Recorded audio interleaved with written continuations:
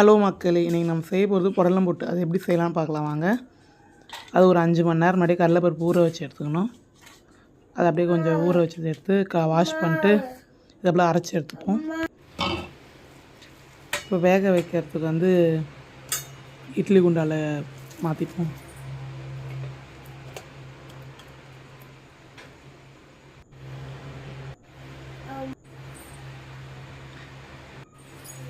வேக வைக்கிற டைம் வந்து 20 நிமிஷம். 20 நிமிஷம் கழித்து பார்ப்போம்.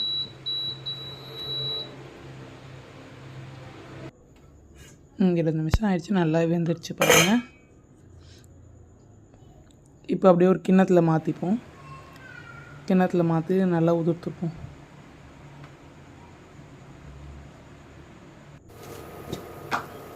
நெக்ஸ்ட் ஒரு வானல் எடுத்து அதில் 2 கரண்டி நெய் ஊற்றிப்போம். நெய் நல்லாவே சூடாகிடுச்சு. இப்போ முந்திரி, திராட்சை, ஏலக்காய் போட்டுப்போம். அதுவும் நல்லா வறுத்தாச்சு. இப்போ வந்து இந்த உதிர்த்து வச்ச அந்த கடலை மாவு எடுத்து இதில் மிக்ஸ் பண்ணிப்போம். நல்லா கைவிடாமல் கிளறுங்க. எனக்கு கொஞ்சம் மிஸ் ஆனால் கூட கரிஞ்சிட வாய்ப்பு இருக்குது.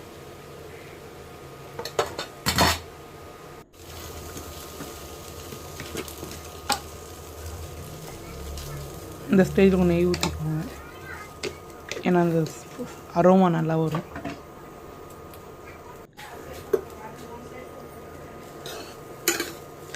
நீலாம்பரி, நல்லாவே வதக்கலாம். இப்போ தேவையான அளவு உப்பு ஆட் பண்ணிப்போம். இப்போ சர்க்கரை ஆட் பண்ணிப்போம். கைவிடாமல் நல்லா கிளறுங்க.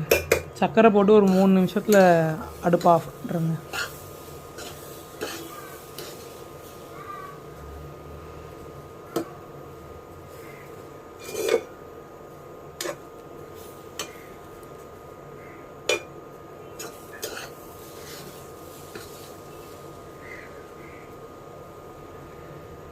அடுப்பு ஆஃப் பண்ணியாச்சு.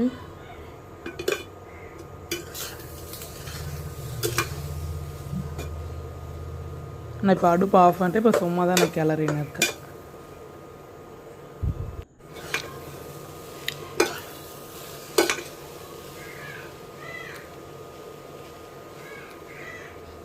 ரெடி ஆயிடுச்சு. சாப்பிட்டு டேஸ்ட்டாகவே இருக்குது.